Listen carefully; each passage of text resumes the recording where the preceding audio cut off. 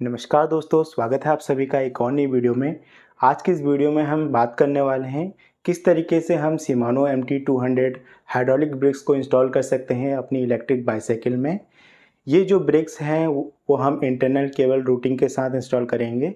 मतलब हम जो हाइड्रोलिक होज है उसको प्रॉपर्ली कट करेंगे उसके लेंथ के अनुसार, और फिर जाके जो है प्रॉपर्ली जो है हाइड्रोलिक ब्रेक्स को इंस्टॉल करेंगे। तो यदि आप इसके बारे में जानना चाहते हैं तो ज़रूर से इस वीडियो को लास्ट तक का देखिएगा। तो दोस्तों, ये है हमारे हाइड्रोलिक डिस्क ब्रेक। तो सबसे पहला वाला है लेफ़्ट के लिए और दूसरा वाला है राइट के लिए। तो इस तरीके की पैकेजिंग में हमें ये रिसीव होता है।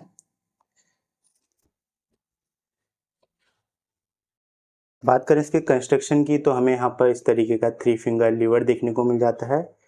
शिमानो की यहाँ पर ब्रांडिंग है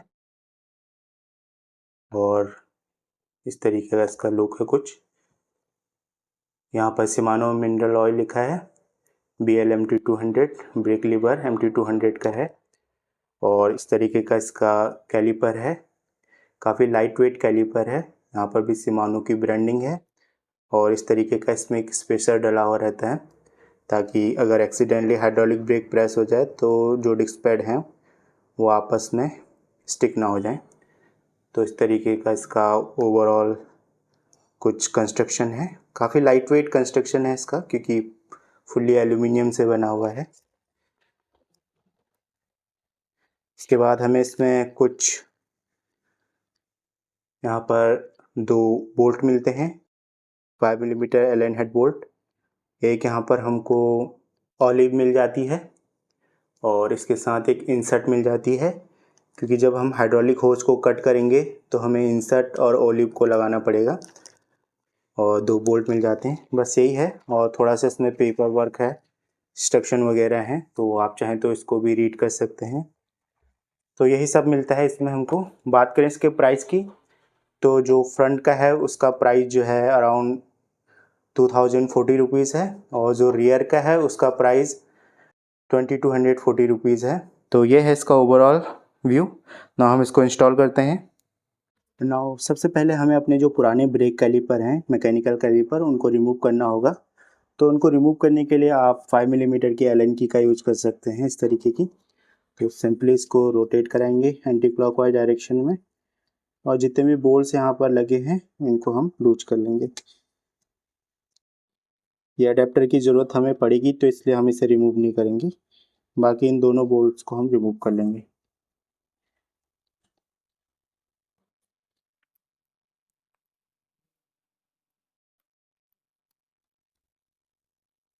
सिमिलरली आपको रियर कैलिपर के भी दोनों बोल्ट्स को रिमूव कर लेना है और इसको भी 5 मिलीमीटर के एलन की का यूज़ करना है।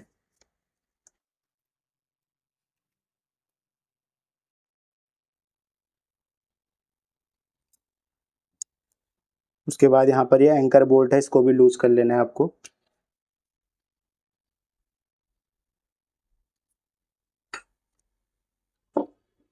एंकर बोल्ट लूज करने के बाद वायर को कैलिपर से सेपरेट कर लेना है। तो इस तरीके से हमारा कैलिपर बाहर आ जाएगा। नेक्स्ट आपको फ्रंट ब्रेक लीवर रिमूव करने के लिए ये ग्रिप रिमूव करनी होगी। तो सिंपली इसको पुल करना है इस तरीके से बाहर की ओर, हमारी ग्रिप बाहर आ जाएगी। नाउ मेरी क्योंकि ई साइकिल है तो मुझे ये थ्रॉटल यहाँ पर रिमूव करना होगा। यहाँ पर एक 3 मिलीमीटर का एलन बोल्ट लगा है तो इसको आपको हल्का लूज करना होगा। तो हल्का लूज करते ही आप इस तरीके से थ्रॉटल को बाहर की ओर स्लाइड कर सकते हैं। देन इसको ऑल द वे थ्रॉटल को इस ओर बाहर निकाल सकते हैं। सिमिलरली इस वाली ग्रिप को भी आप इस तरीके से बाहर की ओर पुल करके निकाल सकते हैं। इस लीवर के 5 मिलीमीटर के एलन बोल्ट को आपको लूज करना है। देन आप इजीली अपना लीवर जो है बाहर निकाल सकते हैं। हल्का लूज और कर लेते हैं, देन इसको आप बाहर निकाल सकते हैं। लीवर बाहर निकालने से पहले ब्रेक वायर को भी सेपरेट कर लीजिए लीवर से। अभी हमको इसकी ज़रूरत पड़ने वाली है इंटरनल केबल रूटिंग निकालने के लिए हाइड्रोलिक ब्रेक की। तो इसको अभी हम इसे रिमूव नहीं करेंगे। नो, अब इस लीवर को हमने लूज कर लिया था तो इसको बाहर निकाल लीजिए। तो इस तरीके से लीवर बाहर आ जाएगा। सिमिलरली फ्रंट ब्रेक का लीवर भी हम बाहर निकालेंगे। सिंपली एलन बोल्ट लूज करके इसको बाहर की ओर पुल करना है तो इस तरीके से बाहर आ जाएगा। इसको हम पूरे वायर के साथ सेपरेट कर सकते हैं इस तरीके से। क्योंकि अभी हमें इससे वायर की ज़रूरत नहीं पड़ने वाली। सो अभी हम सबसे पहले यहाँ पर राइट ब्रेक लीवर इंस्टॉल करने वाले हैं। राइट ब्रेक लीवर में रियर कैलिपर होता है क्योंकि यूरोपियन स्टाइल है। लेटर हम केबल को स्वैप करेंगे। तो अभी हम इसे लगाते हैं। सिंपली आपको अपनी लीवर को स्लाइड इन करना है इसके अंदर। अपनी सूटेबिलिटी के अनुसार इसको इंक्लिनेशन दे देना है जितने में आपको हैंड को कंफर्टेबल रहता है। हाइड्रोलिक होस को यहाँ से रन कराते हुए आपको रियर की तरफ ले जाना है। अभी मैंने कैलिपर यहाँ रख रखा है। अभी हम इसको यहाँ माउंट करेंगे कैलिपर को। तो अभी हम रियर ब्रेक कैलिपर इंस्टॉल करेंगे। तो सबसे पहले आपको ये स्पेसर रिमूव कर लेना है ना। यदि आपको यहाँ पर स्पेसर की ज़रूरत है तो लगा सकते हैं। यदि आपका जो रोटर है कैलिपर की बॉडी के साथ टच नहीं कर रहा है तो आप बिना स्पेसर के भी लगा सकते हैं, जैसे कि मैं लगाने वाला हूँ। इसके साथ जो बोल्ट आए थे उन दोनों बोल्ट को आपको टाइट कर लेना है।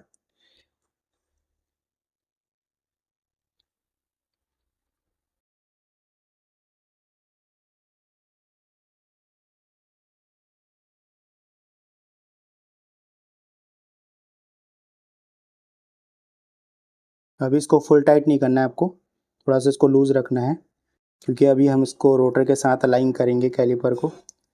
यदि ये रोटर के साथ अलाइन नहीं होगा तो ब्रेक पैड जो है रब करेंगे और उससे जो हमारा रोटर है वो हीट अप होगा और ब्रेक पैड भी जल्दी डैमेज हो जाएंगे। तो अभी आपको इसको थोड़ा सा लूज़ रखना है इस तरीके से ताकि ये विगल कर पाए ना। आपको अपना जो ब्रेक लीवर है उसको प्रेस करके रखना है बहुत टाइटली एंड देन इन दोनों बोल्ट्स को टाइट कर देना है। तो मैं अभी ब्रेक लीवर को प्रेस करूँगा, फिर इन दोनों को टाइट करूँगा। तो दोनों को वन बाय वन करके टाइट करना है आपको, स्लोली स्लोली, एक पूरा टाइट नहीं करना है।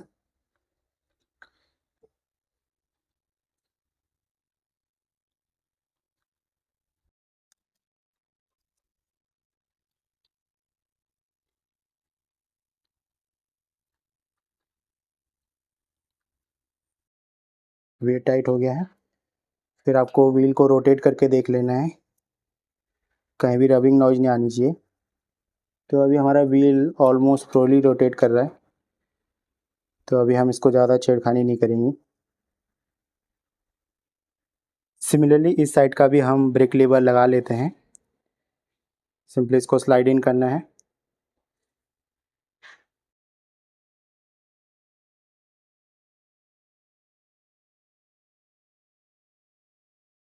ना इस बोल्ट को यहाँ पर टाइट कर देना है, 5 मिलीमीटर के एलन बोल्ट को सूटेबल इंक्लिनेशन रखते हुए अपने अनुसार इस 5 मिलीमीटर के एलन बोल्ट को यहाँ पर टाइट कर लेना है। और मेक श्योर करना है इसको ज़्यादा टॉर्क पे टाइट ना करें क्योंकि एल्यूमिनियम थ्रेड है, डैमेज हो सकता है। तो इतना टॉर्क सफिशिएंट है ना। हम जो ग्रिप रिमूव करी थी उसको भी स्लाइड इन कर लेंगे। तो ये हमारी ग्रिप, इसको हम इस तरीके से स्लाइड इन कर लेंगे तो इस तरीके से हमारी ग्रिप भी लग जाएगी। नाउ फ्रेंड्स, यहाँ पर हम फ्रंट के ब्रेक कैलिपर को भी माउंट करेंगे और माउंट करने से पहले भी आपको यहाँ पर देख लेना है कितने स्पेसर लगेंगे। तो मेरे केस में यहाँ 2 स्पेसर लगेंगे, तो ऑलरेडी मैंने वो निकाल के रखे हैं। सो हमेशा आपको मेक श्योर करना है कि जितना भी स्पेसर लगे वो आपको देख लेना है, अदरवाइज़ आपकी कैलिपर की बॉडी रोटर के साथ टच होकर डैमेज हो जाएगी। सो इस चीज़ का आपको ध्यान रखना है। तो सबसे पहले आपको ये यहाँ पर स्पेसर जो दिया गया है इसको रिमूव कर लेना है। देन ये बोल्ट लगा के इसके अंदर दोनों जो स्पेसर हैं उनको लगा के, इसके अंदर दोनों जो स्पेसर हैं उनको लगा के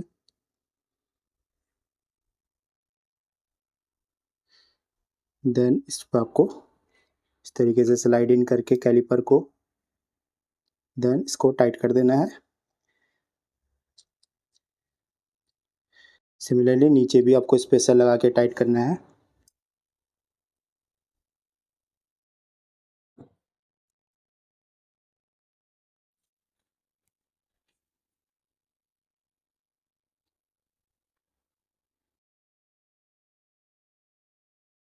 जेंटली इनको बट कर दीजिए ओनली। अभी इसको फुल टाइट नहीं करना है, इतना टाइट कीजिए कि ये विगल करना चाहिए इस तरीके से। अब आपको ब्रेक सिमिलरली ब्रेक प्रेस करना है एंड देन इन दोनों बोल्ट्स को टाइट करना है। इससे जो आपका रोटर है वो कैलिपर के पैड्स के बीच अलाइन हो जाएगा सेंटर में। दोस्तों हमें अभी रियर वायर को इंटरनली पास कराना है फ्रेम के अंदर से। तो सबसे पहले इसको यहाँ से कवर रिमूव करेंगे। इस तरीके से कवर रिमूव हो जाएगा। देन आपको एक 8 मिलीमीटर का स्पैनर लेना है और यहाँ पर ये नट को एंटी क्लॉकवाइज डायरेक्शन में रोटेट करा के लूज कराना है।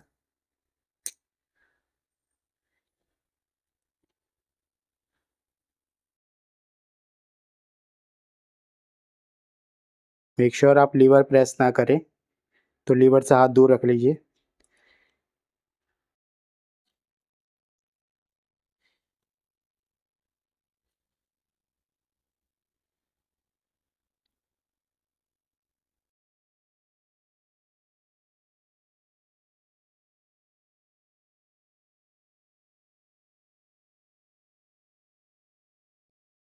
तो इस तरीके से बाहर आ जाएगा।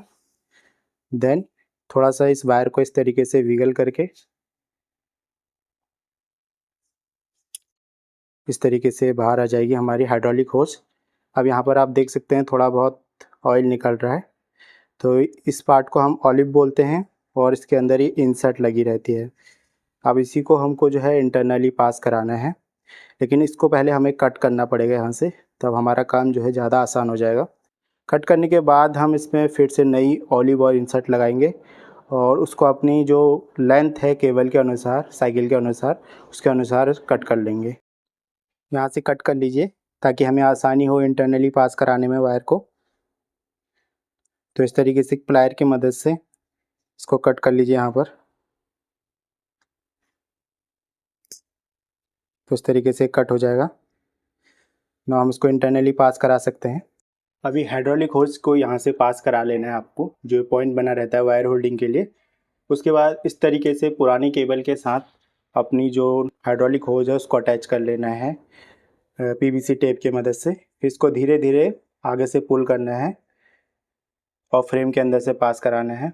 यहाँ पर एक रबर का ग्रोमेट लगा रहता है, मेक श्योर आप इसको रिमूव कर लें ताकि आसानी हो होज को मूव कराने में। फिर धीरे धीरे आगे से पुल करना है।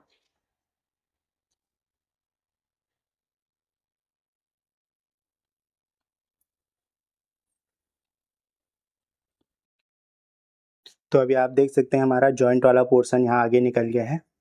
और मेक श्योर करें यहाँ पर भी एक रबर का या प्लास्टिक का होल्डर जैसा लगा रहता है, तो उसको भी आपको थोड़ा देर के लिए रिमूव कर लेना है। अभी आपको दिखा देता हूँ किस तरीके का प्लास्टिक ग्रोमेट होता है।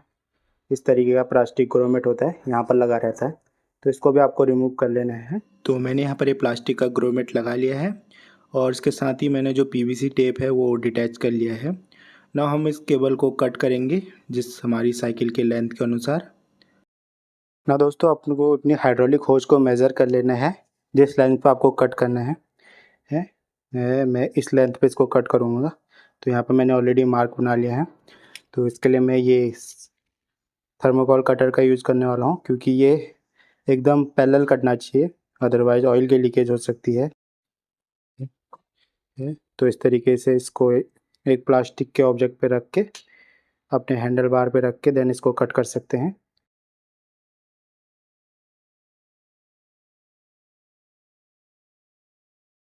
तो काफ़ी हद तक ये कट गया है ना। इसको थोड़ा सा हम ट्विस्ट कर लेंगे इस तरीके से और फिर से अपनी नाइफ से इसको कट कर लेंगे।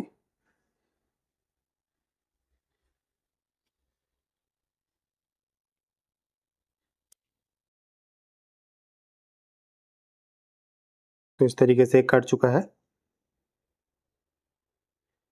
ना। हम इसमें इंसर्ट और ऑलिव लगाएंगे। हाँ दोस्तों, सबसे पहले आपको इस हाइड्रोलिक होज में ये ऑलिव डाल लेना है। तो इस तरीके से ऑलिव डाल लेना है। देन आपको ये इंसर्ट लगानी है।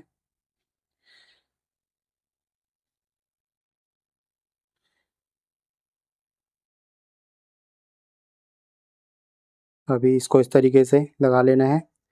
देन इसको मैलेट से हमको हैमर करना पड़ेगा अंदर।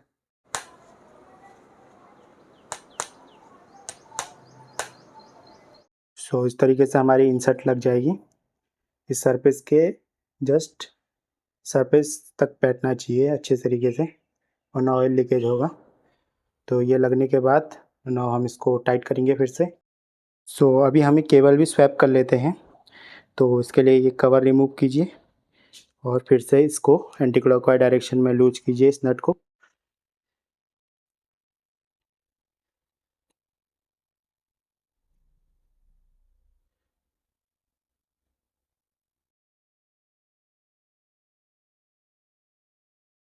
और जेंटली इसको विगल करके इस तरीके से ये बाहर आ जाएगा। ना रियर ब्रेक की होज को इसके अंदर इंसर्ट कीजिए।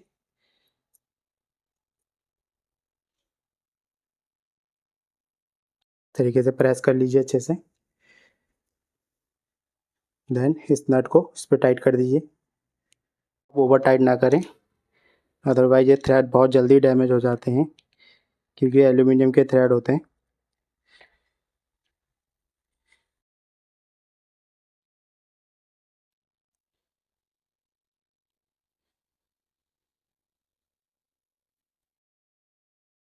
तो इतना टॉर्क सफिशिएंट है। नाउ जो कवर था आपका उसको वापस से लगा लीजिए। तो इस तरीके से हमने एक केबल भी चेंज कर दी और इसमें इंसर्ट और ओलिव लगा लिया। नाउ ब्रेक को प्रेस करके देखेंगे कि यहाँ कोई लीकेज तो नहीं है। नाउ यहाँ पर इस ब्रेक लीवर को प्रेस करके देखिए और यहाँ कोई भी ऑयल लीकेज नहीं होना चाहिए। इस वायर तक कोई ऑयल नहीं आना चाहिए। यदि ये यहाँ पर ऑयल आ रहा है तो इसका मतलब इंसर्ट और जो ओलिव है वो सही से नहीं लगी। और इंसर्ट और ओलिव केवल आप एक टाइम ही यूज़ कर सकते हो। तो इसलिए हमेशा मेक श्योर करना है कि इंसर्ट और ओलिव हमेशा सही तरीके से लगे। तो अभी यहाँ कोई भी ऑयल लीकेज नहीं है, तो इसका मतलब हमारा जो इंसर्ट और ओलिव है वो अच्छी तरीके से लगा है। सिमिलरली मैंने जो फ्रंट वाला ब्रेक है उसकी जो हाइड्रोलिक होज है उसको भी कट कर लिया है जिस लेंथ में मुझे रिक्वायर्ड था। उसी तरीके से करना है जैसे हमने रियर वाले हाइड्रोलिक होज के लिए किया था। सेम प्रोसेस यहाँ भी रिपीट करना है आपको। और जितनी लेंथ आपको रिक्वायर्ड है उस हिसाब से इसको कट कर लेना है। और सेम यहाँ भी चेक करना है, यहाँ भी कोई लीकेज नहीं होना चाहिए। तो यहाँ भी कोई लीकेज नहीं है। अब हम क्या करेंगे कि इसमें जो है दोबारा से हाइड्रोलिक ऑयल रिफ़िल करेंगे और मेक श्योर करेंगे कि जो हाइड्रोलिक लाइन है उसमें कोई भी एयर बबल नहीं है। तो इसलिए हम दोबारा से इसमें जो है हाइड्रोलिक ऑयल रिफ़िल करेंगे। 2.5 मिलीमीटर के एलन की का यूज़ करके इसको लूज़ करना है। यहाँ पर एक कैप काफ़ी लो टॉर्क पे टाइट रहता है और इसके साथ एक ओरिंग भी रहती है।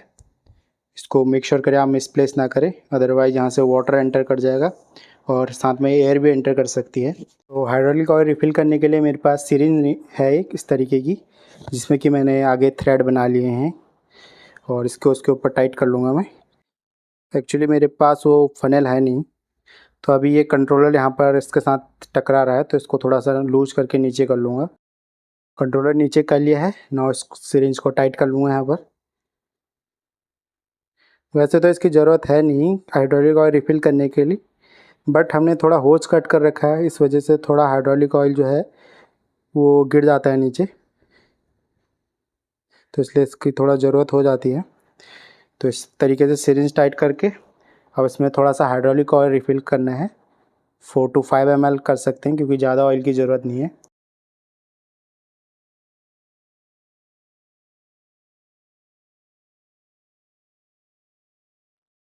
इतना हाइड्रोलिक ऑयल सफिशिएंट है क्योंकि मुझे नहीं लगता इसमें ज़्यादा हाइड्रोलिक ऑयल गिरा होगा।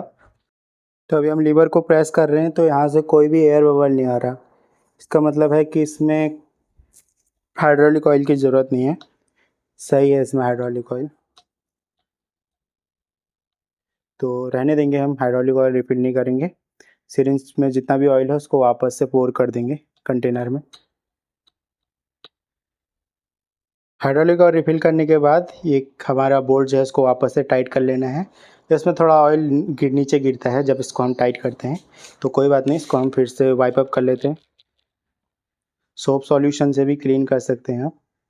तो इस तरीके से इसको अच्छी तरीके से क्लीन कर लेना है। ना हमारे जो हाइड्रोलिक ब्रेक्स हैं वो इंस्टॉल हो चुके हैं अच्छी तरीके से।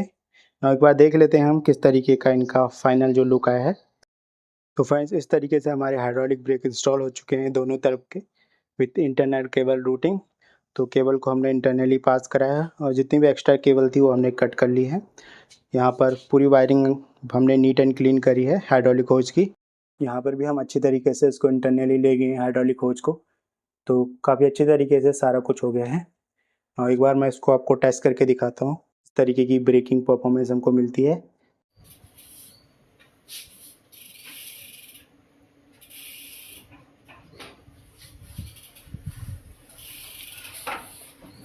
तो काफ़ी अच्छी परफॉर्मेंस इसकी मिलती है हमें, जहाँ पर इसको प्रेस करते हैं काफ़ी स्मूथ ब्रेकिंग है।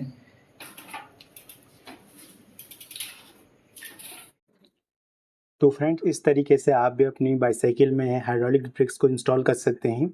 यदि आपको ये वीडियो का कोई सा भी पार्ट पसंद आता है तो ज़रूर से इस वीडियो को लाइक कीजिएगा और हमारे इस छोटे से चैनल को सब्सक्राइब कीजिएगा। मैं मिलता हूँ आपसे अगली वीडियो में। Till then stay tune. धन्यवाद।